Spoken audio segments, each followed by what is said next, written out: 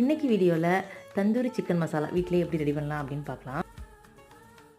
2 spoon மிளகாய்த்தூள், 1 spoon தனியாத்தூள், 1 spoon garam masala சேர்த்துக்கலாம்.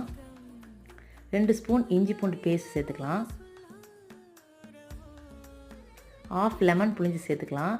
குக்கிங் ஆயில் 2 ஸ்பூன் அதையும் சேர்த்து நல்லா மிக்ஸ் பண்ணிக்கலாம். தேவையான அளவு உப்பு சேர்த்து மிக்ஸ் பண்ணி எடுத்துக்கலாம்.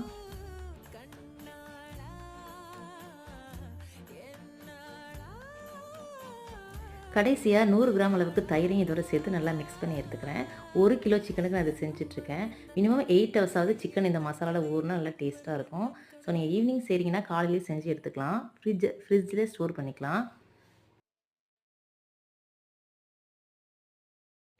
ஈவினிங் போல் நான் இதை செஞ்சு எடுத்துட்டேன். ரொம்பவே சாஃப்டாக கடையில் வாங்குகிற அதே டேஸ்ட்டோடய இருந்தது. நீங்களும் செஞ்சு பாருங்கள். நாளைக்கு இன்னொரு வீடியோவில் பார்க்கலாம்.